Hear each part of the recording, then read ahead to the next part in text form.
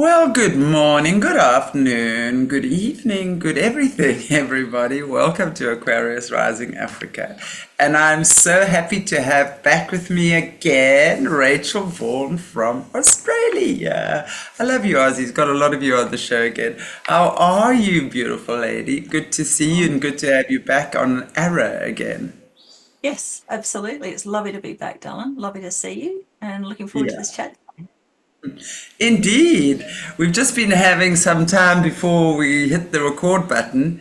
And we were talking actually about, gifts and abilities that often you guys that have been taken into the system have. We know through previous interviews and stuff that we've done, and not just with you, but all the other kids that are actually taken in have got amazing spiritual gifts. We know that the dark brethren are looking for that.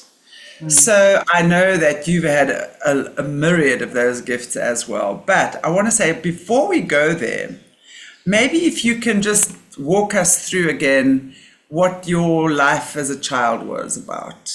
I know you had quite a shocking time with your father and your family and what happened in your life as a kid.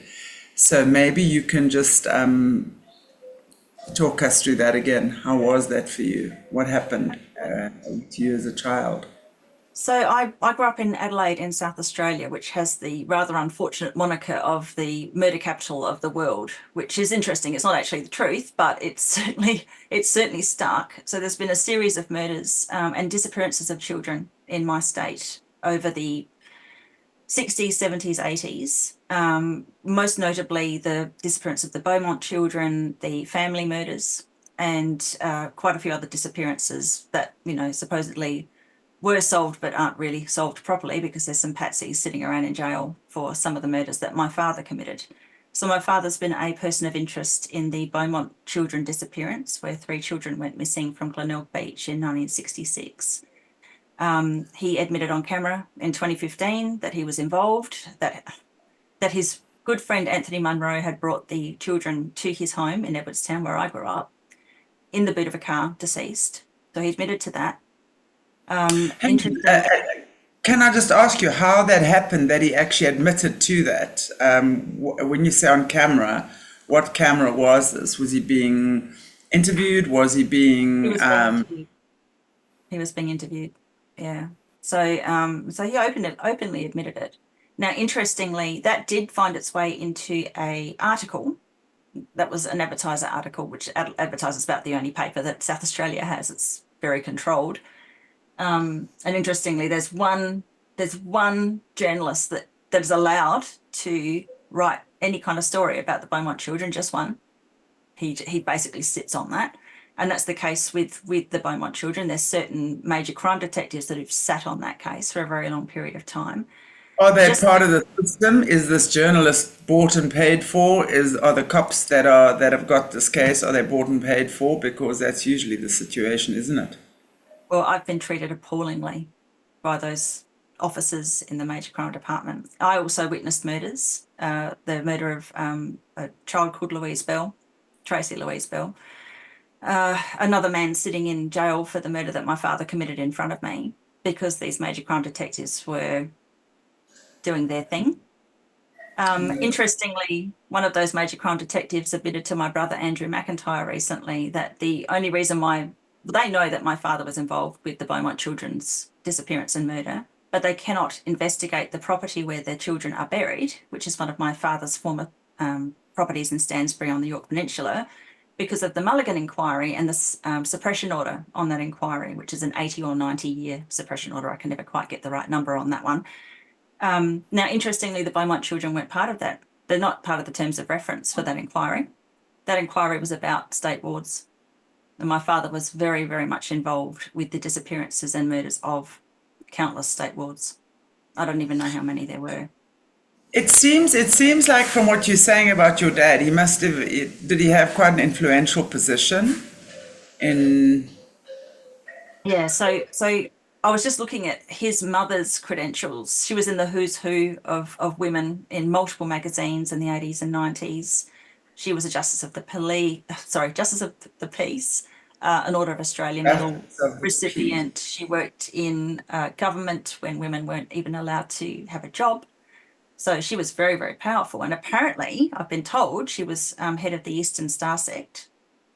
Her Right. father, Joseph Bright, was the Grand President of the Grand Lodge. So he was a very high up Freemason. And my father, I believe, was an ASIO operative, which is the equivalent of an MI6 or CIA operative, Mossad, that sort of thing. So he had impunity from prosecution. He just got away with it. He could do whatever he liked. Interestingly, also, we have Kennedy connection in the family. So my grandmother, the recipient of the Order of Australia Medal, she did our genealogy all the way back to a Catherine Kennedy, and then she stopped. She didn't bother to go any further past that. So it looks like Wow. we're part of the 13 Illuminati bloodline families. We have the central heterochromia as well, which is something that the Nazis were fascinated with. And you see a lot of people with heterochromia, different coloured eyes, either each eye is a different colour, or there's a central heterochromia where you have a different colour around the pupil than the rest of the iris. And this is my dear friend Doug McIntyre's research. The Nazis were actually experimenting on gypsies with that eye colour in the Second World War. They had a fascination for the occult, and they had a fascination for the fact that people with these unusual eye colours, I've got this eye colour, had psychic abilities. So there's a great deal of experimentation going on. And my father basically signed up his children for experimentation. I was part of the MK Ultra theatre, psychic programming. I was also experimented on medically, and I was trafficked through tunnels and exploited sexually. So can when you say experimentation, can you clarify or maybe expand on what you mean exactly by what type of experimentation we're talking about here? So are you interested in the medical experiments or the psychic experiments, or both? Both, actually. I mean, I find this. I mean, and you know, when you said about your bloodlines and the Kennedys and part of the 13, I just got chills through my whole body. So that's my, as my mother always says, those are truth bumps. So it makes a lot of sense to me that he would have had, your dad especially would have had the clout he had, and especially if your mother was such a your grandmother rather was such a powerful woman in government and stuff. I mean, I've no doubt that she was obviously put there. She, you know, she was used in her position to move and whatever it is they do, right? Wow. Now, if you can expand on both, that'd be great. I mean, I understand if there's certain things you can't talk about or what have you. I do respect that. So just as much as what you can, though. Well, I've already spoken publicly about the prion experimentation. So I was one of the first people that came forward, and it was a bit of a shock at the time when the article was published, but it was a very important article, and I'm glad it was published. My father had told me that there was going to be this zombie apocalypse. He told me this in the 1980s, actually 1983. He murdered this child in front of me, Tracy Louise Bell. When I finally got out of the underground cellar where this occurred, he chased me up. And he then proceeded to tell me that I had been experimented on with what he called at that time scrapie prions. And he'd been experimenting on other children in the neighbourhood with these scrapie prions. So scrapie is a prion disorder in sheep, just like mad cow's disease, Creutzfeldt-Jakob disease is a prion disorder in cows. He had apparently signed me up for these experiments. He said at that stage, at 10, two attempts had been made. He actually explained that a lumbar punch that I'd been given at, I think it was 18 months, and I've got my medical reports, it was 1975, to prove that, was an attempt to infect me with prions. I managed to get through. There was a third attempt at 14, so another 4 years later, they tried again. Now, there's research documents out now that say that children don't come down with prion disorders. Well, I'm part of the research that they found out that children don't come down with prion disorders. So there's one of the experiments that I was used for. And, you know, prion disorders are horrific. They cause, you know, Lewy body dementia. There's a larger than normal number of people with Lewy body dementia in Adelaide. And I believe that had a lot to do with what my father was also involved with certain things that are pretty horrific. Other prion disorders are, like I said, Creutzfeldt-Jakob disease, mad cow, dementia, Alzheimer's, Parkinson's. So there's a large range of prion disorders. Now, I believe that a lot of that experimentation, so the prions that he actually used on me at age 14 were kuru prions from cadavers that were brought over from Papua New Guinea in the 1960s and 1970s. So I think it was 76 cadavers were brought over to the Adelaide Medical Centre in the 60s. And then they just did their experiments on from there.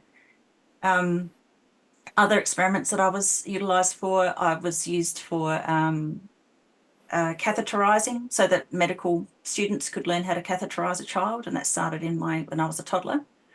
So I was taken to a local medical centre house that was next to a butcher, that was next to a bakery, and a lot of really, really horrific things happened in that location. And interestingly, there was a boys' home, Glandor Boys' Home, just a few hundred metres down the road, and there were tunnels between the boys' home and the butcher and bakery.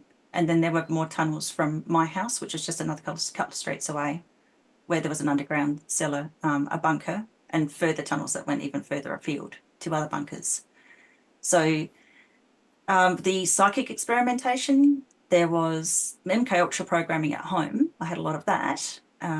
But there was a facility that I was taken to from the age of being a toddler, where I was shown things like... May I just ask, sorry to interrupt here, but I'm trying to understand, where's your mother when all this is going on? Is she part of it? Is she a bit of a sleeper? Was she actively participating? I know mothers sometimes actively participate, or they really are just hypnotized almost, or enchanted just to not Well, even... the sad thing is, she was a good mother. She tried. She did well. Sadly, she left me behind at 13. She ran away. She went off to have another life, and I was left with him, which was pretty difficult to deal with. But my father had a rapid induction technique, so he could click his fingers at her and say a few words, and she would be somewhere else with her eyes open. Her eyes would be open. She'd just be staring straight ahead. She wouldn't move. She was in a fixed position, so she'd just sit there with her eyes open, and he could do anything to us in front of her. She would be completely oblivious, and then when he would wake her up, she'd be horrified. I wouldn't understand what had happened because we'd be all distressed. And I saw another of my family members, one of his family members, could do the same to her. So she did find out later in life that she's very hypnotizable. So she went to find out if that was actually the case. After my allegations came out and my siblings' allegations came out, she went to find out, is this true? And it's extremely easy to hypnotize her. So I don't think she was complicit in any way. It's very sad. Yeah, you see that happening a lot though, don't you?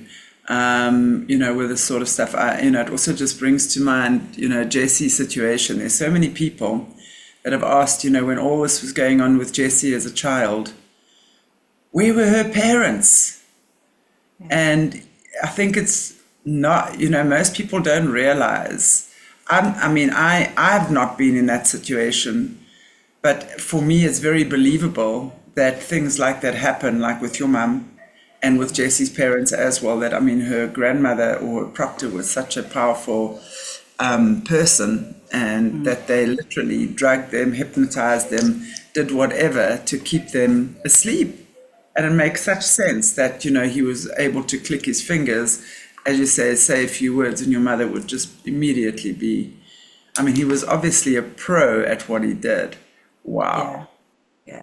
But he also made mistakes. I'm sure. I think back with much amusement at the fact that he used to tell me after he'd abused me to lock my lips with a key and then swallow the key. And that only worked for as long as it took me to realise that I couldn't swallow the key after I locked my lips. And he was just horrified when he realised, and then I had to put it in the drawer, unlock the drawer and swallow the key. But by then, he'd undone the programming. So I think that's part of the reason why I've been able to recall so much of my childhood, because he was bad at doing certain things. With the psychic programming, most of that was other individuals. So he did some of the psychic programming, but not all of it. All right. So he was doing some of it for you, but mainly others were doing your psychic. Can I ask you who that was? Who were your programmers? Is that possible Well, that one you of could share? those ended up being a family member, but I daren't say much more. Right. And that person now runs a derogatory Facebook group, sort of hiding behind another MK Ultra slave that's been trolling me for well over a decade.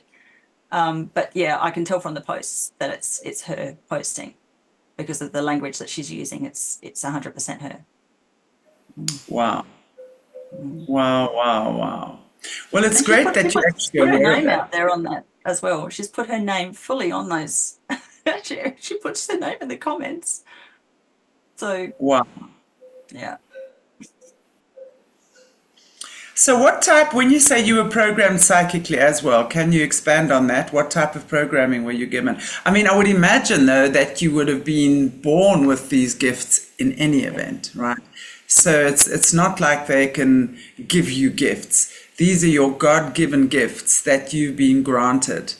And through their nefarious ways, they obviously have ways of seeing, picking up the kids basically who have these gifts because of the ways that they're testing and stuff like that. So 100%. they would then use, they would then weaponize your gifts literally against you and against others. Yeah. Yeah. So my mother is extremely gifted, and her father had a diagnosis of schizophrenia. But he went through what I believe was Tavistock abuses, because I was told at length about how he would be given electroshock therapy. They almost lobotomized him. He had gone through a war, but other family members said he never went through a war, but he had shell shock. And he would line his family members up in the middle of the night with a shotgun and threaten to shoot them in the head, not recognizing any of them. These are his children. So I think that he was gifted and obviously tortured and tormented, and she was extremely gifted. My father, I think, knew somehow that she had these abilities, maybe because of my grandfather's issues. And she was 16 years younger than him when he started seeing her. So there's this 37-year-old man and this 20 to 21-year-old girl who she hadn't even left home. She was ripe for the picking, basically. And And she he didn't know. obviously, with his manipulative ways, he obviously mesmerized her and got her completely eating out of the palm of his hand, so to speak. Yeah, yeah. So she didn't know he was married and already had 3 children when she was seeing him. Very interesting. Wow. So he was married already, and then he got her, and then obviously did he get divorced, I would imagine? No, he had his first wife murdered because he I was couldn't going to go through a say, divorce because he had a bunker underneath the property that he built the house on. He built that house himself. He built the shed over the bunker. The bunker was at a lower level because the Wunderlich's terracotta tile factory had dug out all the clay in the area. And when they dug out the clay, they built their brick kilns and their terracotta tile kilns at the lower level. And then they brought fill in and put them over the top. And a lot of these kilns ended up being bunkers, and approved of the existence of the bunkers and the tunnels in that area a couple of years ago now, and put out all the evidence. So he had this bunker, he had tunnels, he had a hidden cellar. He couldn't lose the house. He would have if Margaret had survived. So Margaret died without an inquest. She died under very strange circumstances, 33-year-old woman, I believe, very young. And then my father promptly brought my mother into the home and told the neighbours that the child that he'd just impregnated with her with, my middle brother, was actually my 13-year-old sister's son. And this man also later had a relationship with a woman 2 streets away and had a child with her in the 80s before my mother left him. So God knows how many siblings I've got, quite frankly. That could be anywhere, there could be many of them. But yeah, that sibling turned up in 2012. And, it was clearly my father's son because he had my father's horrible hands. And they're very, very distinguished hands, horrible. yeah, I'm sure. Wow. Wow. How unbelievable, actually, to, oh, anyway. I hear these things and it just makes my stomach turn. And it's done so brazenly. And I always wonder about what the heck, Australia? You know, there's so Oh, much there in Australia and it's so in your face. And I can't actually believe that so many people went through this. And it's like so, it's not even hidden, man. It's like right there, you know, with all the survivors and overcomers I've spoken to in Australia over the years. It's just obvious that there's been a big mess going on there. And it's so I remember speaking to some of the, especially the males who'd been in these, I think the one was Derek, especially Derek, the boys' home. It's called oh, Derek. yes, yes. And Derek was, where, yeah. And what they would say was there was not one adult who was on their side. There was not one adult they could go to. It was such a slick child or boys, this is particularly boys, trafficking operation. I mean, they were doing MK Ultra on the kids right there in the boys' home, trafficking them through some nightclub not far away. yeah, And that Ivan Milat, I think, that prolific Australian serial killer, was actually programmed by them to do what the kid did, you know, when he was a yeah. youngster. Oh, I mean, absolutely. it's astounding. It's absolutely astounding. Wow, Rachel, what a story, man. So, yeah, sorry, you were saying about going back to what you're saying about your psychic gifts being programmed. So, what were you trained to do psychically for the So, system? And can I just ask you your age at this stage? How oh, old were you? absolutely. All right, so I'm 50 now. I was born in 73. So my Okay. first memories of the psychic programming, I was still so small that my father had to hold me up. So I believe I wasn't able to stand for long periods of time or walk around at that point. He held me up, and this woman in front of me in a white jacket was holding up these cards that had black markings on them. And they were roughly, they seemed very large to me, but they're probably, because I was only small, but they're probably, this wide and about that tall. Oh, sorry, yeah, sorry about that tall. Someone said they may be Xena cards. They weren't coloured, they were just white with black markings on them. I was so young at the time that I had a dummy in my mouth. I was pre-verbal, I wasn't speaking.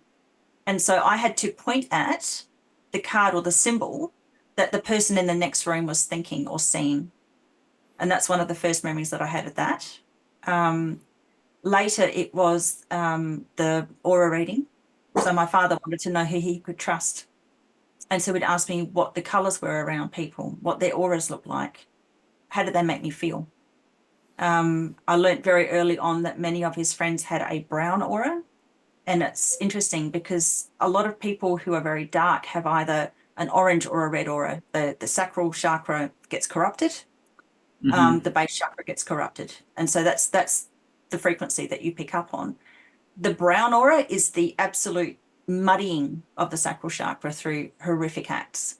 And so, it's interesting. He even had a friend called Brownie, who had a brown aura.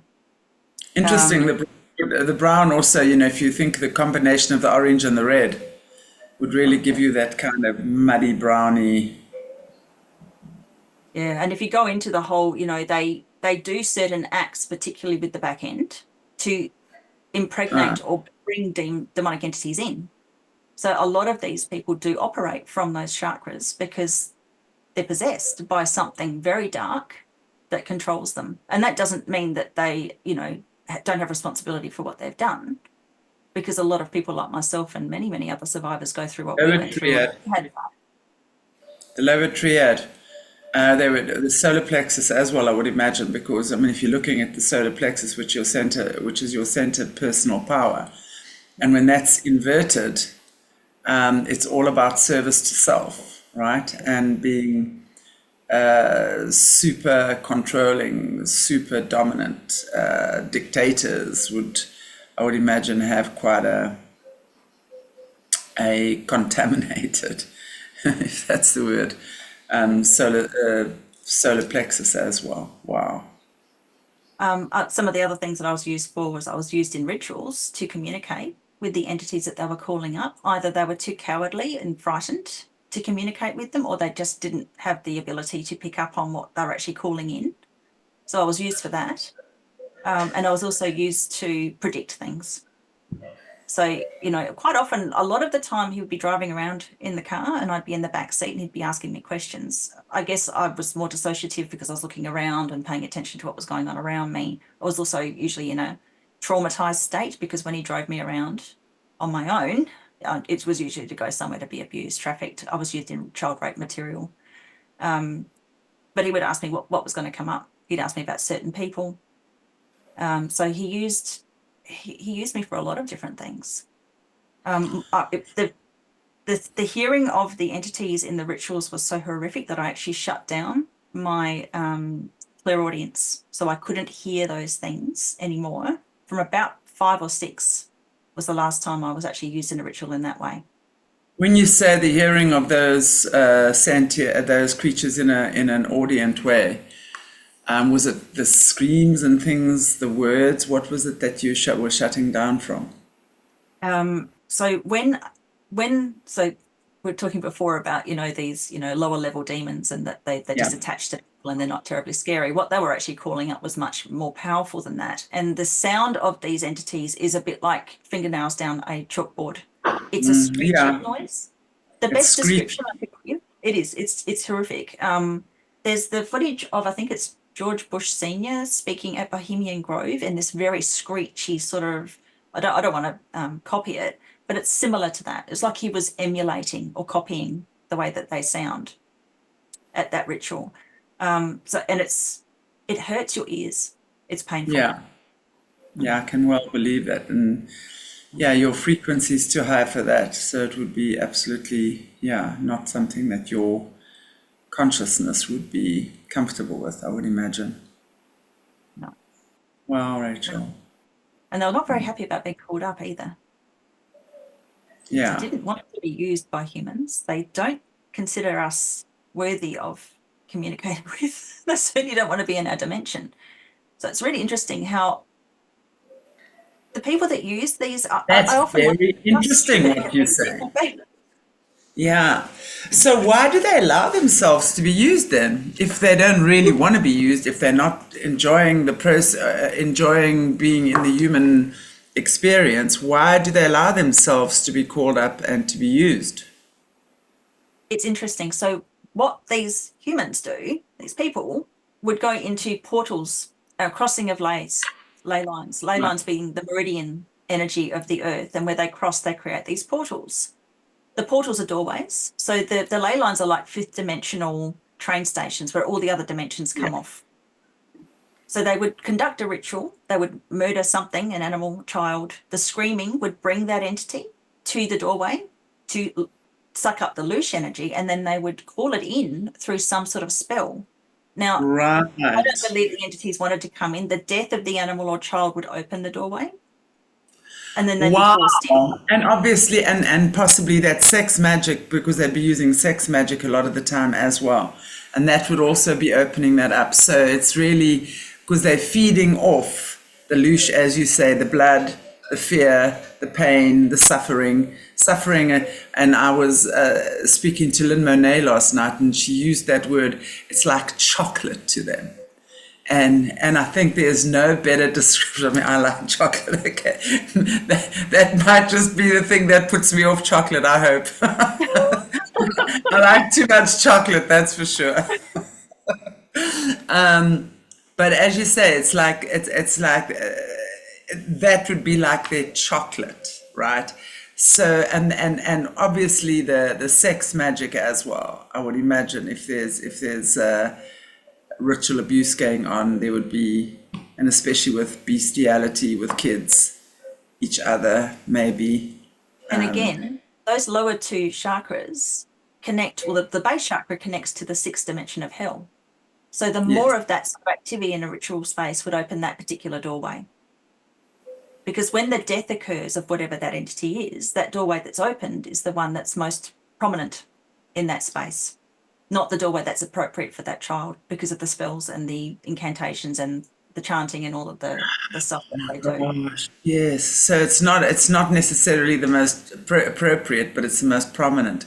Wow, That makes a lot of sense. We are What you multidimensional humans, yes, you know, we're absolutely. multidimensional. Each chakra connects us to a dimension. Exactly it does. And when you and then obviously, as you say, because of the trauma, the pain, the suffering, that's the doorway that gets open. So it's the most prominent energy and energy that is active at that time, but it's not necessarily the most appropriate for the child. But Not for the nonetheless, child. they still and they know how to do it. That's the thing, and then that's what would bring these hellish entities to the doorway because it's feeding time. It's really disturbing because I've been photographing ley lines along the south coast of South Australia for the last 10 years, and it's only really come to me in the last 3 or 4 years that these poor souls that get murdered in these spaces, these good souls kind of get stuck. It's kind of like a limbo. So, Yes, I have seen that.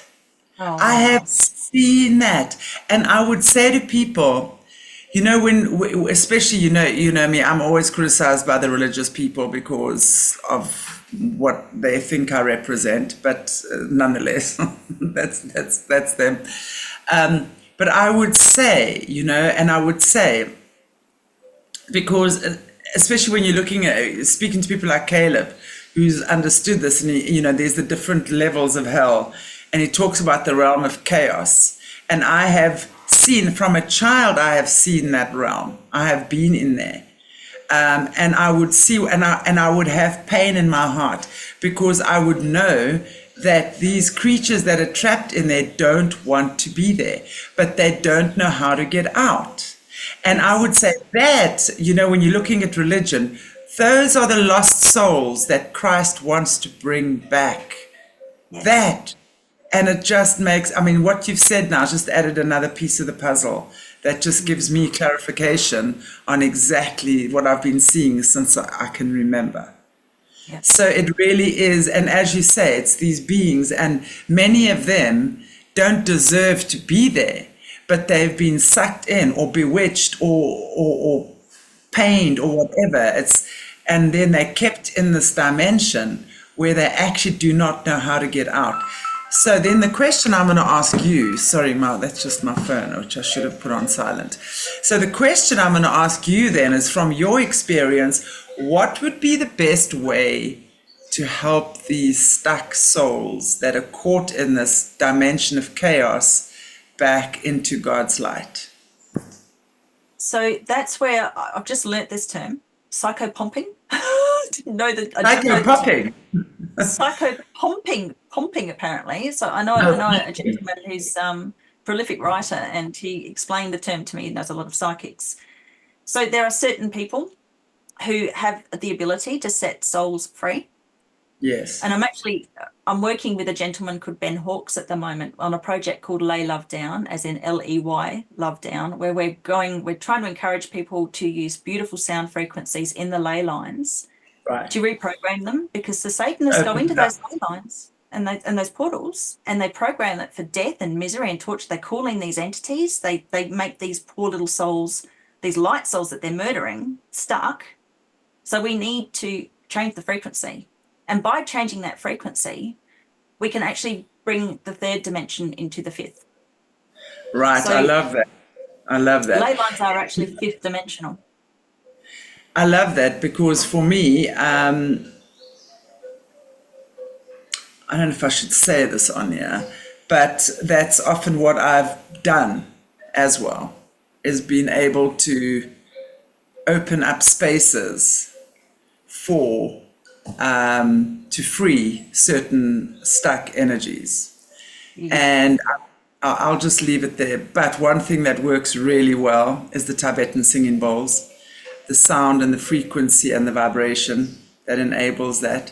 So now, and it just again makes perfect sense that, as a kid, even as that, I'd go in there, not even in a dream state, and I'd be walking in there and I'd have my little lion under my arm, because that was my protection, I guess, you know. And I would hear the screaming of these birds. I would see these big baboon things with teeth, just fire and smelling and howling and just Wow. just this crazy, desolate space. That was just, but I knew that whatever was caught in there didn't want to be in there and didn't know how to get out. So it's actually quite amazing. Yeah, Because we need more people doing that work. And it's yeah, interesting, those singing bowls are sixth, seventh, eighth dimensional high light soul absolutely, frequency. So what you're doing is you're actually opening the portal with the high frequency. So that's what absolutely. we're asking for people to do, to join. Like, obviously there's some really powerful light souls like yourself who can do that much more powerful work. But anybody can go out into a ley line and play 432 hertz or 528 hertz high frequency sound, tuning forks, sing. We've actually got a song called Time to Rise. So, and that's on the website. We've got a website as well, leylovedown.com. And you can use that song if you want to sing into the ley lines at any time. You don't have to go out in groups of people, but groups of people do make it more powerful. Powerful, absolutely. Obviously, that group energy, for sure. I fully agree with that. Wow, that's actually quite amazing, because singing bowls is actually something I taught myself how to play. And in my healing work, I literally lay them around and on top of the person's body. Yeah. So the vibration, and I want to tell you, and of course I see beyond the physical, and I would literally see how I would play certain frequencies, and you draw these entities out. You literally draw them out of people. It's like uprooting a weed. You can't just cut it off like a lawn. It's going to grow and it's going to expand. It's going to get stronger. It's like cutting the head of something off and suddenly 10 other heads pop up, right? You've got to uproot it. In Buddhism, they call it the Shankaras of the mind, the misery. So you uproot the misery, and then I just send it back into the light. That's the way I've always done that. I just give it back to God. God knows what to do with it. So, it's amazing, because the sound is, and the vibration, because our bodies are created from sound, frequency, and vibration. So the vibration that we work with is so, so powerful. So it really And is those amazing. entities cannot Yeah. exist in frequency. No, they So I've actually can't. seen it done, and it's like a tar body being pulled out, and usually humanoid in shape. I've actually seen Yes. it done. It's quite spectacular. So I know what you're talking about. Absolutely. Absolutely. And they're like parasites, and they're like drill in. They like drill in to the human's psyche or consciousness, or it's not a physical thing in the physical body, but it's and it's amazing when one starts seeing what that is. Wow, how incredible. It's really great to know that you guys are doing that stuff as well. So yeah. And it's absolutely, the lower triad. And Bryce, we speak about the organic portals, which is really people, they are unsouled. They're literally coming in, and they're only operating from their lower three chakras. They don't know how to operate from heart and above. And, so it makes a lot of sense, that's exactly. And yet, there are people that are not the organic portals, right? They also operate from there, but they've chosen to go fourth dimension or 4D negative as opposed to positive, right? So it's amazing how, and this is what I say, it's not about fighting a war. It's about understanding how to undo what's been done. And one cannot do that with anger, with violence, because when you meet violence with violence, you just create more violence, right? So it's about coming from that heart space and literally opening up the heart center and knowing how to do it, and just like literally working from the heart. And when you work from the heart, when you operate, because as the Buddhists say, the mind is in the heart, right? The brain is in the heart, basically.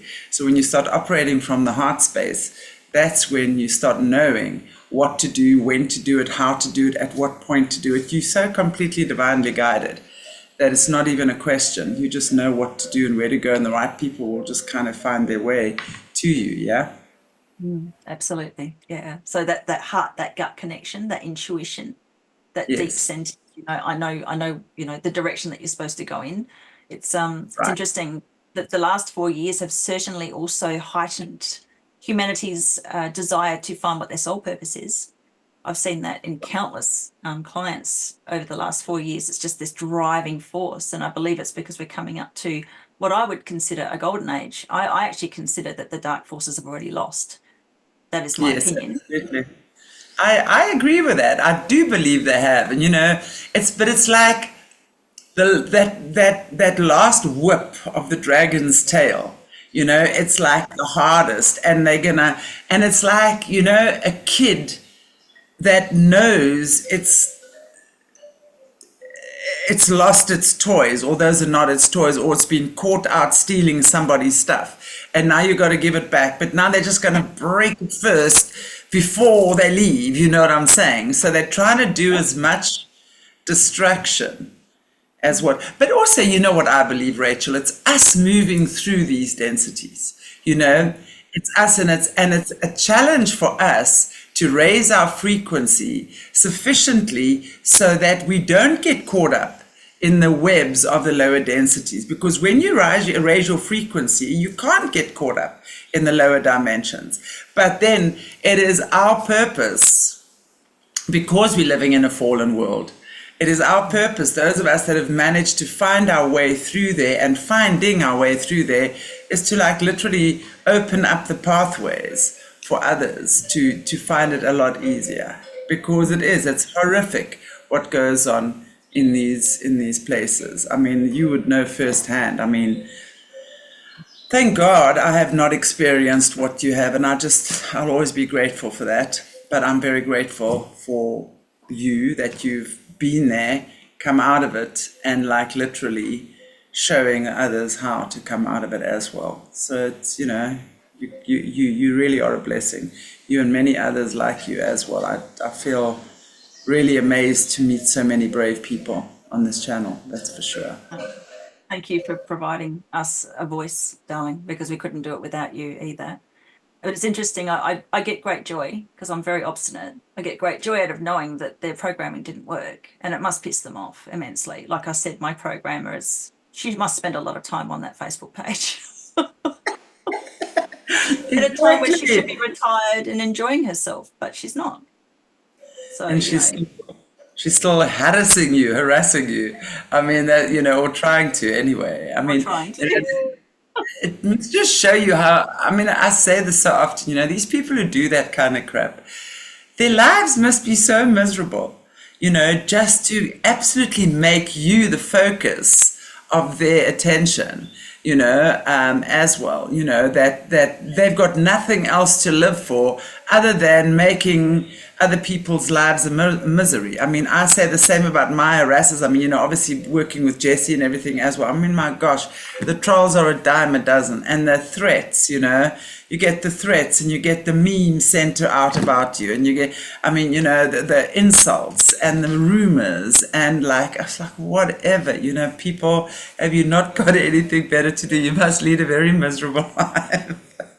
If I'm the focus of your attention, it's And the crazy. interesting thing is, it hasn't stopped you, has it? Like, it hasn't stopped me. It's actually given me more impetus. If I hadn't had the trolling, I wouldn't have put out the 4 vlogs that I did of all the evidence that supports that my father did the things that he did. And, 3 of his friends, 3 of his very, very Absolutely. close friends are convicted pedophiles now. One's doing 18 years. And this is someone who lived in his pocket. So, that there's so much evidence. When And was he arrested? When was he actually arrested? so John Pike was arrested in, oh gosh, 2 or 3 years ago.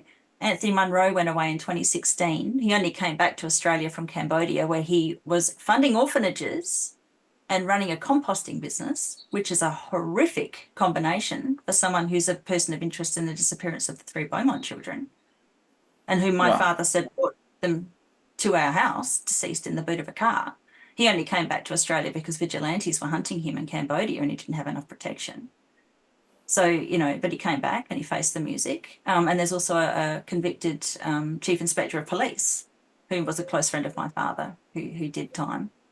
He abused me as well, and he was involved in child rape material, procurement of that, with missing children, while he was a chief inspector of police. But my allegations against him aren't being heard. It's very frustrating. But again, there's that suppression order, so, you know. Yeah. You know, every dog gets his day. I mean, I don't want to say anything bad about dogs because they're usually so much nicer than humans. In fact, they always are. But every dodgy one gets his day, and I think I'm just happy that I don't have their karma, because man, oh man, that is a horrific karma to bear. It's going to take a quadrillion lifetimes to start balancing that out, because I do believe fundamentally we all find our way back into the light again. That's for sure. But only once we've really balanced things out in such a way that, I mean, your own soul knows when you have balanced out your karma. It's not God punishing you. It's you know when your soul has balanced out its karma. And very often you're going to put yourself through the same thing as what you put others through, so that you can feel what you've inflicted upon them, right? Absolutely. So, Yeah. in that way, I mean, and I would, but I would definitely like to have you back again to talk about the ley lines, and obviously to talk more, because I think the chakras is something we can certainly talk more about as well, because I think that's such an important, most people see chakras as a new age thing, and I'm always being, my ladies, I'm being accused of being a new age groomer. Whatever that is. I'm a very well-known new age groomer, apparently. I'm like, whatever, guys, you give me way too much credit. You've been reading too many Flash Harry comics. Well, the thing with the New Age is there were prophecies for this time before that was even conceived of. Exactly. So how can it all be New Age, except that was co-opted again so that people would disbelieve it, distrust it, so that, It's a cabal term. It's a cabal term, again, to create confusion. And it's like what most of the people that are actually spewing that nonsense out, they don't realize they're falling straight into that trap of the cabal of accusing people of being that.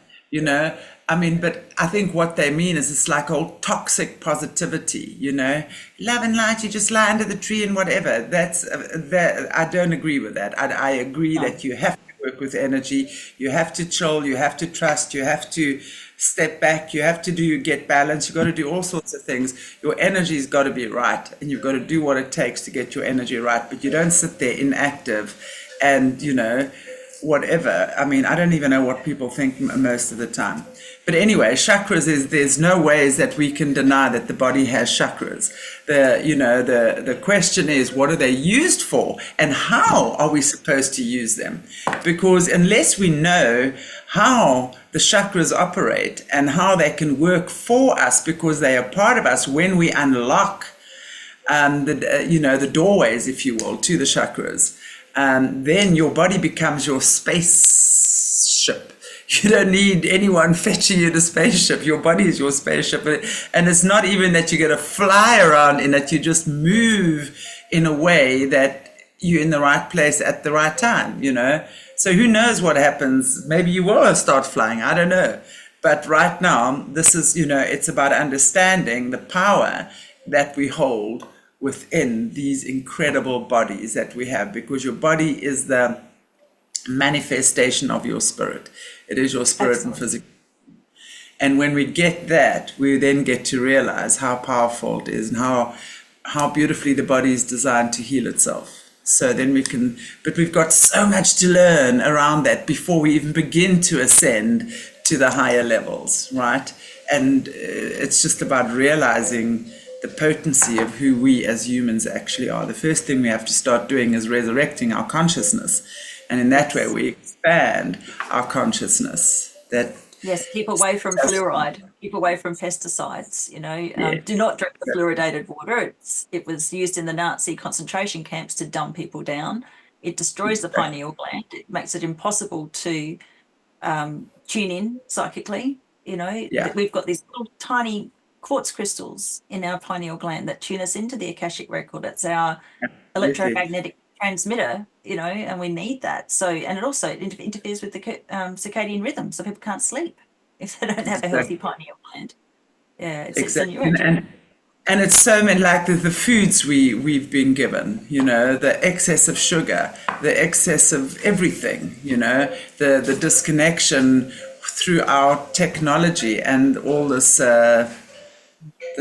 technological equipment. We've got to find balance, I mean, how many times have we just seen kids walk around the streets, head in the phone, and it's completely disconnecting them from so many things, and that's one of the first things we have to start changing.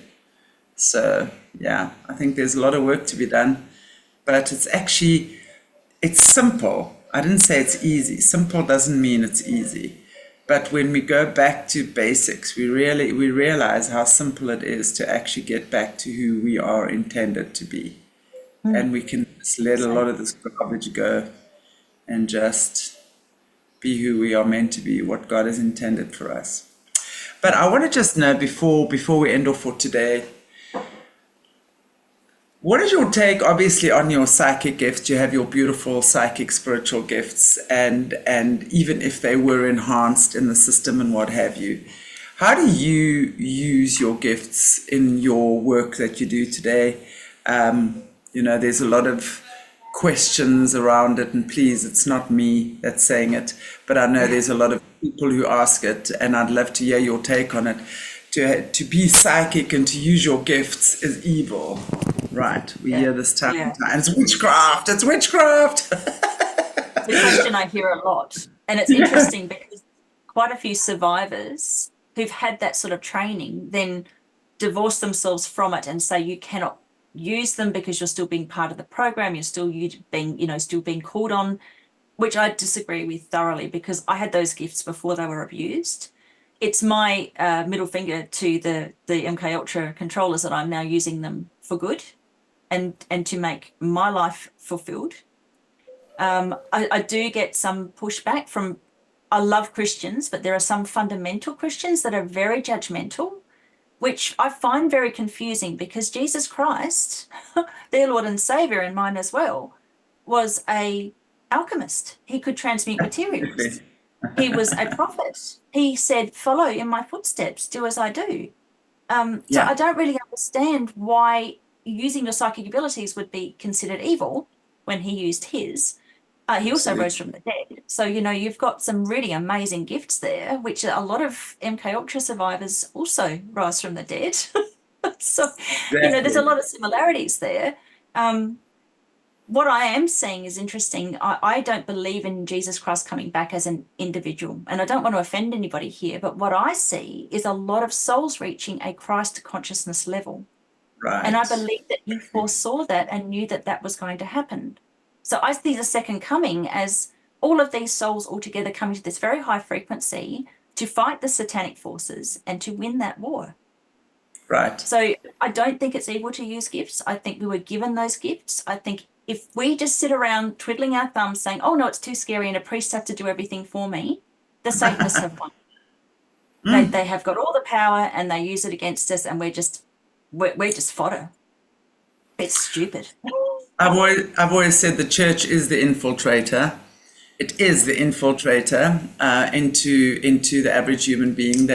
With all the books that they've taken out of the Bible, with the way that they've subtly changed the Bible, and the programming that goes on in a lot of the churches. I mean, if we look at the Illuminati system, it's made up of the 5 pillars: Mormons, Masons, Catholics, Kabbalah, and Satanists. So there we've got churches all over the place, right? And that church indoctrination, unfortunately, is exactly. I mean, and it's so true what you say. Jesus was the master alchemist, right? He did rise from the dead. I mean, when you're reading at the missing books of the Bible, he even taught his disciples yoga. Because he understood. Thank you. I didn't know that one. That's fabulous. Yeah, Thank you. absolutely. Yeah, absolutely. And he really And I always say to people, and they're so sick of hearing me saying this, I don't care, I'll keep saying it, is that the minute you keep throwing your Bible verses at me, it tells me one thing: you have not even begun to integrate or apply the teachings of Christ.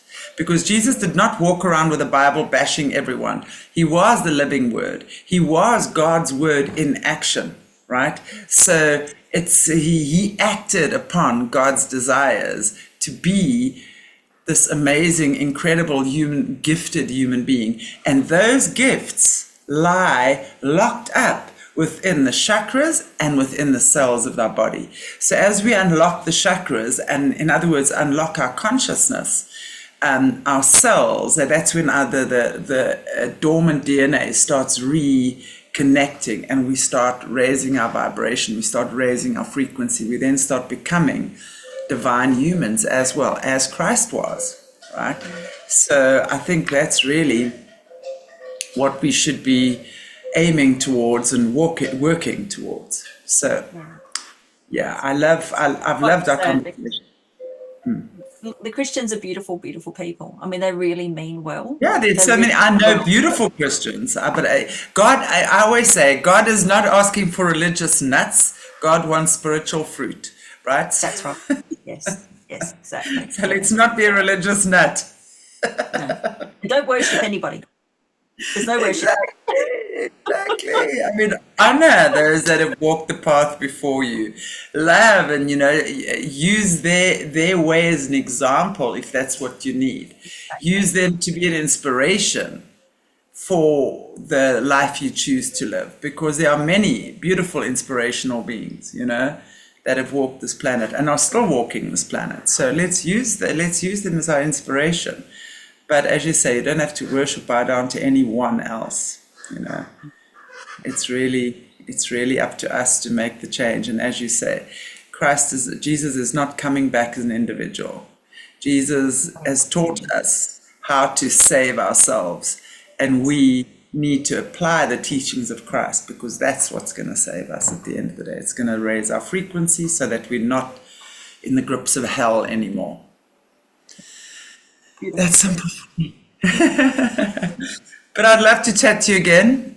So I hope we can do that. And in the meantime, Rachel, I want to say thank you so much for being with me today. It's been a long time, and it's great to have you back again. And I look forward to chatting with you again. Is there anything else you'd like to say just in closing before you? No, but just thank you for having me on, darling. I really appreciate it, and I hope to do it again sometime soon. Most definitely. Okay, everybody, thank you so much for joining us, and I hope you all have a beautiful day. Give us a like, share, subscribe. This is such important information to get out there, and look forward to seeing you very soon again. God bless you all, and take good care.